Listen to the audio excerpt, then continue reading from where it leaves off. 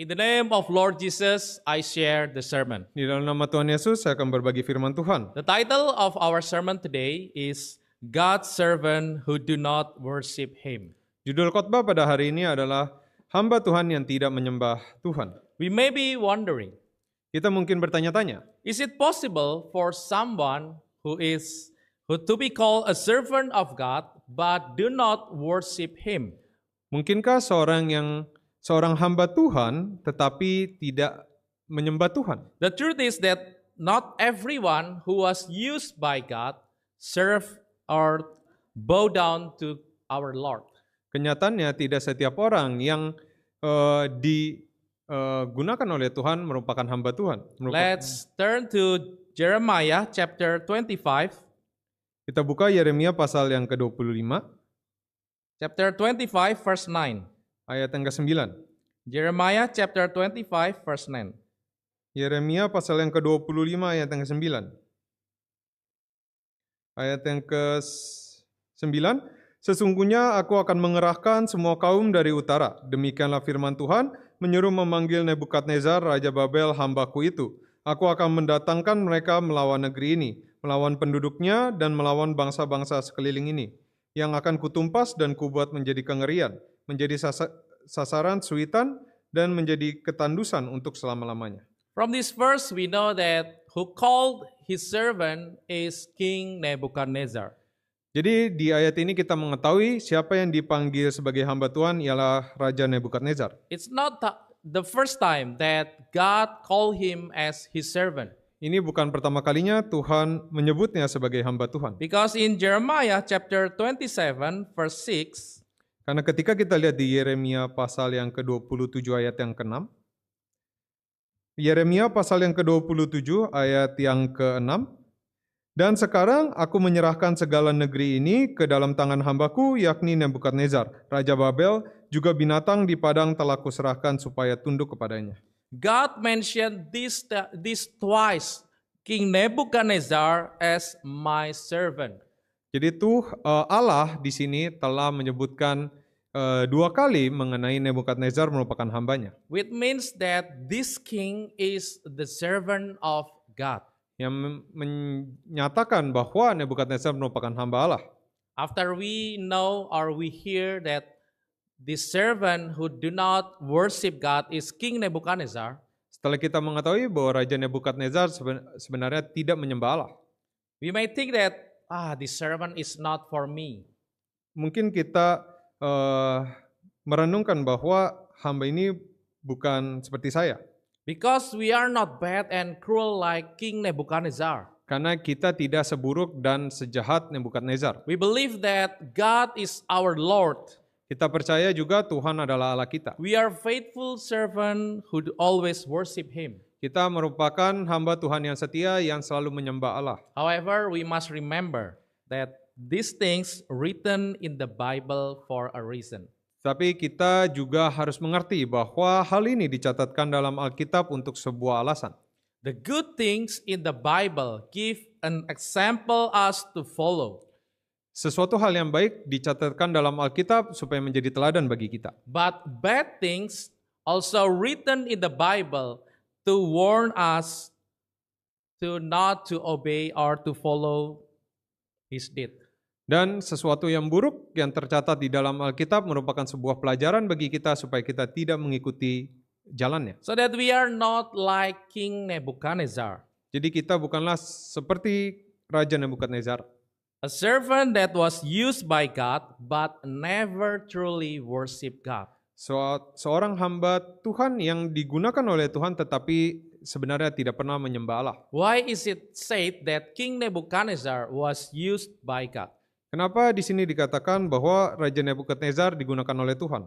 From Jeremiah chapter 25 verse 9, Ketika kita kembali melihat Yeremia pasal yang ke-25 ayat yang ke-9. the prophet Jeremiah prophesied about God's people. Sebenarnya Nabi Yeremia telah menubuatkan tentang bangsa Israel. Long time before Babylonian came and raised, Sebelum kerajaan Babylon telah dibangkitkan, God had chosen King Nebuchadnezzar as his servant. Tuhan telah memilih Raja Nebukadnezar sebagai hambanya. Because the book of Jeremiah is a book or prophetic book who was pre-exile. Jadi kitab daripada Yeremia merupakan suatu nubuat sebelum masa pembuangan. Even Daniel in captivity wrote the scroll of prophet Jeremiah. Bahkan di kitab Daniel pun juga menulis tentang nubuatan daripada Nabi Yeremia. We know from this verse that God will send King Nebuchadnezzar to punish his people. Jadi di sini kita mengetahui bahwa Tuhan akan mengutus Raja Nebukadnezar untuk menghukum bangsa Israel. Because his people rebel to his God. Karena bangsa Israel telah membangkang kepada Tuhan. So that God raised King Nebuchadnezzar, king of Neo-Babylonian Empire. Karena dari itu Tuhan telah membangkitkan Raja Nebukadnezar, kerajaan Babylon pada saat itu.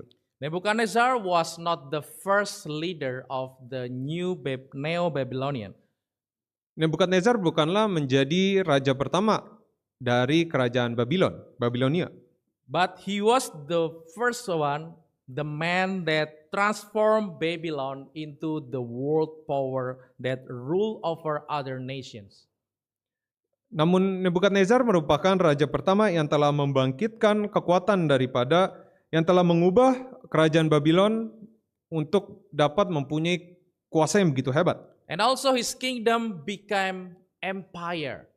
Dan akhirnya kerajaannya menjadi sebuah kerajaan yang begitu hebat. Empire means that they rule over other kingdoms. Kerajaan yang begitu hebat ini maksudnya adalah dia yang memerintah ke dalam banyak bangsa. Therefore Nebuchadnezzar king became king of kings. Maka dari itu Raja Nebukadnezar juga mendapat sebutan raja dari segala raja. But we know that this not because he was great. Tetapi kita mengetahui di sini bukan karena Raja Nebukadnezar seorang yang hebat. It's not only because of his own strength. Bukan karena kekuatannya sendiri. Because in Jeremiah chapter 27, karena di dalam Yeremia pasal yang ke-27, verse 6 to 7, ayat yang ke-6 dan 7, Yeremia pasal yang ke-27 ayat 6 dan 7, dan sekarang aku menyerahkan segala negeri ini ke dalam tangan hambaku, yakni Nebukadnezar, Raja Babel. Juga binatang di padang telah kuserahkan supaya tunduk kepadanya. 7, segala bangsa akan takluk kepadanya dan kepada anaknya dan kepada cucunya, sampai saatnya juga tiba bagi negerinya sendiri. Maka banyak bangsa dan raja-raja yang besar akan menaklukkannya. From this verse we know that this power came from God. Dari ayat-ayat ini kita dapat belajar bahwa kekuatan ini datang daripada Tuhan. And also Daniel mentioned it in his book. Bahwa Daniel pun telah mengutip hal ini di dalam tulisannya. Daniel chapter 2 verse 37 to 38. Kita buka Daniel pasal yang kedua ayat yang ke-37 dan 38. Daniel pasal yang kedua ayat 37 dan 38. Ya Tuanku Raja, Raja segala raja, yang kepadanya oleh Allah semesta langit telah diberikan kerajaan, kekuasaan, kekuatan, dan kemuliaan. 38. Dan yang ke dalam tangannya telah diserahkannya anak-anak manusia dimanapun mereka berada, binatang-binatang di padang dan burung-burung di udara, dan yang dibuatnya menjadi kuasa atas semuanya itu, Tuankulah kepala yang dari emas itu. Verse 37, it is said that you, O King, are kings of kings. Di sini di ayat yang ke-37 dikatakan, ya Tuanku Raja, Raja segala raja. But God of heaven has given you a kingdom, power, strength, and glory. Yang kepadanya oleh Allah semesta langit telah diberikan kerajaan, kekuasaan, kekuatan, dan kemuliaan. Therefore we know that God's authority is far greater than King Nebuchadnezzar. Di sini jelas dikatakan bahwa otoritas daripada Tuhan lebih besar dibanding Raja Nebukadnezar. And it also shows that Nebuchadnezzar was only a tool or instrument of God. Di sini pun kita mengetahui bahwa Raja Nebukadnezar hanya merupakan alat daripada Tuhan. Even though King Nebuchadnezzar was used by God as a servant, walaupun Raja Nebukadnezar digunakan hanya sebagai seorang hamba, he did not truly worship God. Tetapi Raja Nebukadnezar tidak pernah benar-benar menyembah Tuhan. Why did this servant used by God but fail to worship God? Mengapa Raja Nebukadnezar disebut hamba Tuhan tetapi gagal untuk menyembah Tuhan? First point, Poin yang pertama, he praised God with lips only. Raja Nebukadnezar memuji Tuhan tetapi hanya di bibir. From this chapter, Daniel chapter 2, Di Daniel pasal yang kedua, the King Nebuchadnezzar had a dream, bahwa Raja Nebukadnezar dikatakan mempunyai sebuah mimpi. and he was worried about the dream. Dan dia mengkhawatirkan tentang mimpi ini. Therefore, he called his wise men in his kingdom. Maka dari itu Raja Nebukadnezar memanggil para orang-orang pintar di negerinya To tell the dream and also its meaning. untuk menceritakan tentang mimpi yang dia punya dan juga artinya. But there is no other wise man in his kingdom that can explain or tell the dream. Tetapi tidak ada orang pintar dan berhikmat di negerinya yang dapat menceritakan tentang mimpi Nebukadnezar dan artinya. It is different when we call in the Egypt. Tetapi ini berbeda ketika waktu masa di Mesir. King Pharaoh tell the dream to Jacob. Pada Joseph. waktu itu Firaun menceritakan mimpi itu kepada Yusuf. So that Joseph can tell the meaning to the King Pharaoh. Maka dari itu Yusuf dapat mengartikan mimpi tersebut kepada Raja Firaun. But this is different Tetapi ini dalam kasus yang berbeda. because King Nebuchadnezzar did not want to tell the dream. Karena Raja Nebukadnezar tidak mau menceritakan tentang mimpinya. Why? Kenapa? Because he became king of kings. Karena dia menjadi raja segala raja. He did not want that people tell the lies about the dream. Dia tidak mau mendengar kebohongan dari arti daripada mimpi tersebut. Therefore, he want the wise man to tell the dream and also its meaning. Maka dia mau orang-orang yang berhikmat itu untuk menceritakan tentang mimpinya. And when they cannot tell the dream and its meaning, they kill the wise man. Dan ketika orang-orang pintar ini gagal untuk menceritakan mimpi dan artinya, Raja Nebukadnezar memerintah untuk membunuh mereka. Therefore, in the Daniel chapter 2, Maka dari itu Daniel pasal yang kedua, Daniel prayed to God Daniel berdoa kepada Tuhan and thanks to the Lord, dan bersyukur kepada Tuhan. Daniel get the vision about the dream King Nebuchadnezzar. Bahwa Daniel mendapatkan suatu penglihatan akan mimpi daripada Nebukadnezar. That was a statue that crushed or hit by a rock. Jadi ada sebuah patung yang dihancurkan oleh batu. And also Daniel tell the dream to the King Nebuchadnezzar. Dan pada waktu itu Daniel pun menceritakan mimpinya, mimpi Nebukadnezar kepada Nebukadnezar. When the king heard the dream and also the interpretation, Ketika Raja Nebukadnezar mendengarkan tentang mimpinya beserta artinya, King Nebuchadnezzar praised Daniel's God. Raja Nebukadnezar memuji daripada Allah Daniel. Daniel chapter 2 verse 47. Daniel pasal yang kedua ayat yang ke-47. Daniel pasal 2 ayat yang ke-47, berkatalah Raja kepada Daniel, sesungguhnya lah Allahmu itu Allah yang mengatasi segala Allah, dan yang berkuasa atas segala raja, dan yang menyingkapkan rahasia-rahasia, sebab engkau telah dapat menyingkapkan rahasia itu.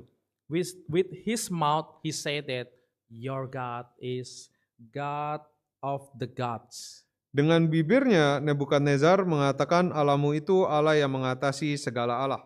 In another story, Di cerita lain, when the king saw that Daniel's three friends were not burned by the fire, ketika Raja Nebukadnezar melihat 3 teman Daniel tidak terbakar oleh api. and he saw the fourth person that are in the fire, Ketika Raja melihat orang keempat ada di dalam perapian itu, that man who looked like son of God, orang itu terlihat seperti anak Allah. then the king let the three friends of Daniel coming back from the fire. Jadi Raja Nebukadnezar melepas 3 teman Daniel dari perapian tersebut. And also he praised the Lord. Dan sekali lagi Raja Nebukadnezar memuji Allahnya. Daniel chapter 3 verse 28. Kita lihat di Daniel pasal yang ketiga ayat yang ke-28. Daniel pasal yang ketiga ayat yang ke-28. Berkatalah Nebukadnezar, terpujilah Allahnya Sadrak, Mesak, dan Abednego. Ia telah mengutus malaikatnya dan melepaskan hamba-hambanya yang telah menaruh percaya kepadanya. Dan melanggar titah raja dan yang menyerahkan tubuh mereka karena mereka tidak mau memuja dan menyembah Allah manapun kecuali Allah mereka. From this verse, Daniel chapter 2 verse 47 and also Daniel chapter 3 verse 28, Dari Daniel pasal yang kedua ayat yang ke-47 dan juga Daniel pasal yang ketiga ayat yang we ke-28. know that King Nebuchadnezzar was amazed by God. Kita mengetahui bahwa Raja Nebukadnezar sangat terpukau daripada Allahnya Daniel, Daniel dan teman-temannya. Because God could explain the dream and also save people from fire. Karena Raja Nebukadnezar terpukau dari Allahnya yang dapat menyelamatkan Daniel dan teman-temannya. But if we take a look at this verse, Tetapi ketika kita melihat ayat ini, he never said that this God is my God or our God. kita dapat mengetahui bahwa Raja Nebukadnezar tidak pernah berkata bahwa Allahnya mereka adalah Allah saya juga. He always said that it was the God of Daniel or God of Daniel his friend. Dia hanya berkata bahwa ini adalah Allahnya Daniel dan ketiga temannya. He was only interested in the miracle or in the message. Dia hanya tertarik daripada mukjizat yang dilakukan Allahnya. But he did not love or respect God who sent the message. Tetapi Raja Nebukadnezar tidak percaya kepada Allahnya Daniel. It is different with Daniel. Tetapi berbeda dengan Daniel. Daniel chapter 2, Daniel pasal yang kedua, verse 46 and also 48. ayat yang ke-46 dan yang ke-48. Daniel pasal yang kedua ayat 46. Lalu sujudlah Raja Nebukadnezar serta menyembah Daniel. Juga dititahkannya mempersembahkan korban dan bau-bauan kepadanya. 48. Lalu Raja memuliakan Daniel, dianugerahinya lah dengan banyak pemberian yang besar dan dibuatnya dia menjadi penguasa atas seluruh wilayah Babel dan menjadi kepala semua orang bijaksana di Babel. From this verse we know that king misunderstand with Daniel. Di ayat ini kita dapat mengetahui bahwa Raja Nebukadnezar tidak mengerti tentang Daniel. Instead of worship God, Raja Nebukadnezar tidak menyembah Allah, but he worship Daniel. tetapi malah menyembah Daniel. Daniel different. Tetapi Daniel itu berbeda. He praise God, Dia menyembah Allah. not with his lips, Dia memuji Allah bukan cuma dengan mulutnya, but also with his action. tetapi dengan perbuatannya. He did not want to obey the God's rule, Tetapi dia tidak mau mematuhi perintah raja, but he always obey God's rule. tetapi dia selalu mematuhi perintah daripada Allah. It showed that Daniel's word was not only formality, Kita mengetahui bahwa kata-kata dari mulut Daniel bukan hanya formalitas. his worship is real. Penyembahan Daniel itu begitu nyata.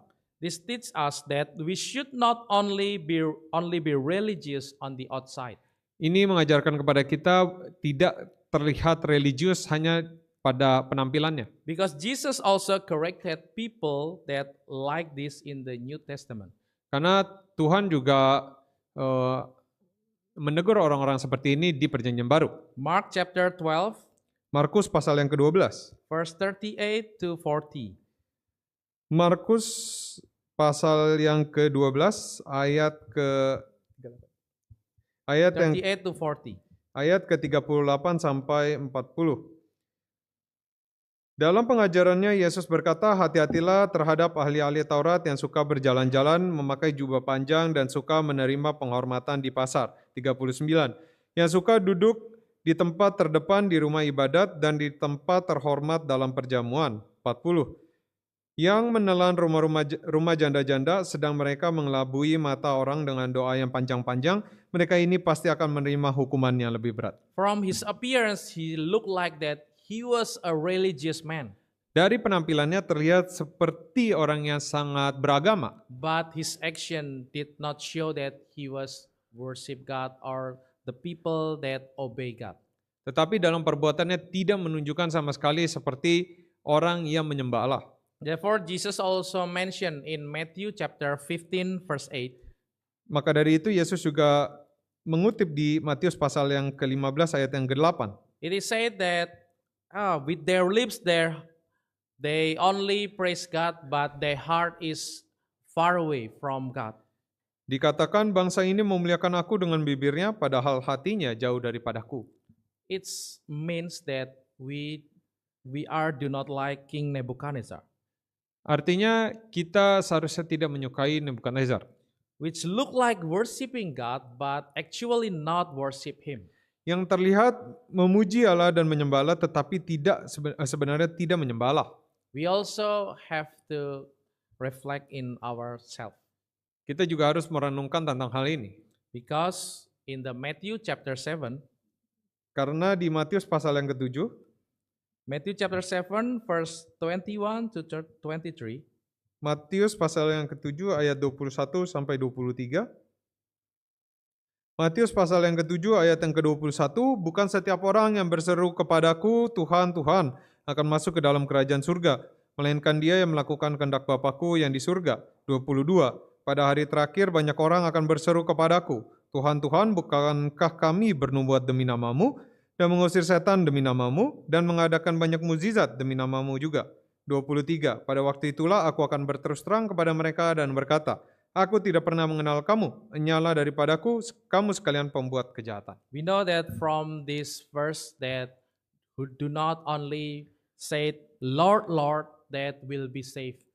Tetapi di sini kita sama-sama belajar bahwa bukan orang yang berseru kepadaku, Tuhan, Tuhan, yang akan diselamatkan. And also we don't want that we spend our life working hard in the ministry, Kita juga tidak mau menghabiskan waktu begitu lama di dalam pelayanan kita. but at the end God turned away from us. Tetapi pada akhirnya kita ditolak oleh Tuhan. Therefore, the Bible say that we teach us not to be hypocrites, Maka dari itu Tuhan mengatakan kepada kita jangan menjadi orang munafik who do not only in our lips praise God, yang hanya menyembah dan memuji Allah di mulutnya, but in our life and our action also according to His God words. tetapi juga selaras dengan perbuatannya yang sesuai dengan kehendak firman Tuhan. It's like in the Psalm chapter 100 and 139, Sama seperti di Mazmur pasal yang ke-139, verse 23 and 24. Mazmur pasal yang ke-139 ayat yang ke-23. The psalmist pray to God, Dan ini berbunyi, pemazmur ini berdoa kepada Tuhan. but he did not ask about his desire. Tetapi dia tidak menyampaikan keinginannya. He only say that God searched our lives. Tetapi hanya mengatakan, Tuhan, selidikilah aku. This is a moment in our prayer. Dan ini merupakan suatu momen dalam doa kita. Not only keep asking for the thing that satisfy our desire, Bukannya untuk mendoakan keinginan kita, but to seek spiritual growth. tetapi untuk mencari mengenai pertumbuhan rohani. Let this become a reflection in before God. Biarkan ini menjadi perenungan di dalam hidup kita. Is it our life already according to His will? Apakah kehidupan kita telah sesuai dengan kehendak firman Tuhan? Then how that our life according to Him? Dan bagaimanakah kehidupan kita ini berjalan di hadapan Tuhan? By learning God's word. Dengan belajar dari firman Tuhan. Psalm chapter 119 verse 27. Kita buka di Mazmur pasal yang ke-119. Mazmur pasal yang ke-119 ayat yang ke-27. Buatlah aku mengerti petunjuk tita-titamu, supaya aku merenungkan perbuatan-perbuatanmu yang ajaib. Not only just read the Bible, Tidak hanya membaca Alkitab, but also meditating on it, tetapi juga merenungkan tentang isinya. so that we can receive instruction from God. Maka dari itu kita dapat melihat petunjuk-petunjuk daripada Tuhan. Because it is also written in the Deuteronomy Karena ini juga tertulis di Kitab Ulangan about a law of king. tentang perintah raja. When king had chosen in Israel, Ketika raja memilih bangsa Israel, they have to write the law and also meditate on God's word. Mereka juga harus membaca hukum tersebut dan merenungkannya Until all the days of his life. sampai akhir kehidupannya. We also a royal priesthood of God. Kita merupakan imam yang kudus di hadapan Tuhan. Therefore, we have also to meditate on God's word, Maka dari itu kita juga harus merenungkan tentang firman Tuhan so that God's word not only became knowledge for us, yang menjadikan firman Tuhan bukan hanya menjadi pengetahuan, but can transform our lives, leading us truly worship God. tetapi juga mengubah kehidupan kita menuju kesempurnaan daripada Tuhan. This is the first point why King Nebuchadnezzar did not worship God, Inilah poin pertama mengapa Raja Nebukadnezar tidak menyembah Allah. because he only lip service. Karena dia hanya menyembah Tuhan, memuji Tuhan dari bibirnya. For the second point, Untuk poin yang kedua, why did the servant used by God fail to worship him? kenapa orang yang disebut hamba Tuhan tidak menyembah Allah? Because there were idols in his heart. Karena ada sebuah berhala di dalam hatinya. We know that after Daniel explained the dream, Kita tahu ketika Daniel telah menjelaskan mengenai mimpi, King Nebuchadnezzar did not really understand about the dream. Raja Nebukadnezar tidak mengetahui tentang mimpi tersebut. Because in that dream, there is a message about what will happen in the future. Karena dalam mimpi tersebut mengartikan apa yang akan terjadi di masa depan. Let's turn to Daniel chapter 2, Kita lihat di kitab Daniel pasal yang kedua. verse 29 and also 45.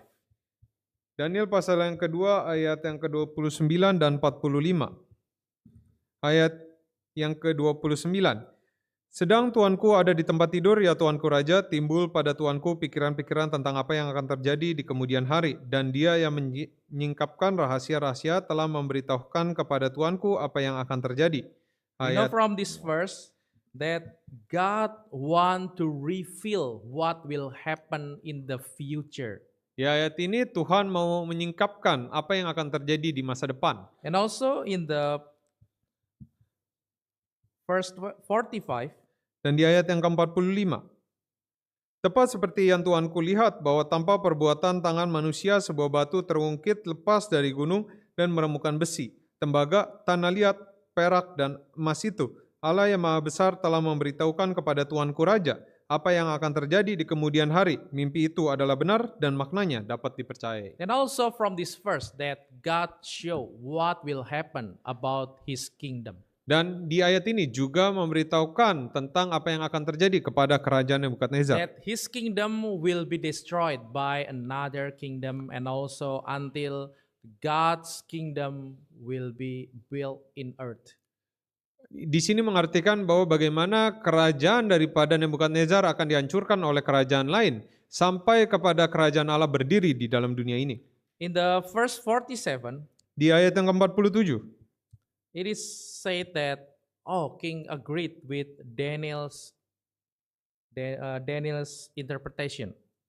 di sini dikatakan bahwa Raja Nebukadnezar menyetujui arti yang diucapkan oleh Daniel. But what he did then in the Daniel chapter 3 verse 1? Tetapi apa yang dilakukan Raja Nebukadnezar di Daniel pasal 3 ayat yang pertama?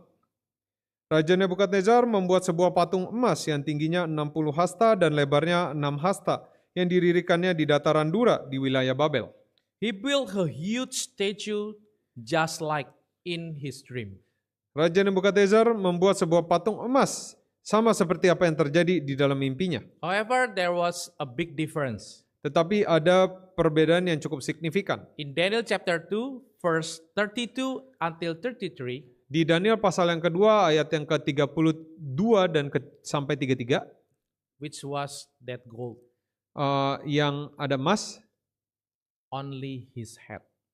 yang dikatakan emas itu hanya pada bagian kepala. But what he built in Daniel chapter 3 verse 1, Tetapi apa yang Raja Nebukadnezar buat di Daniel pasal 3 ayat yang pertama?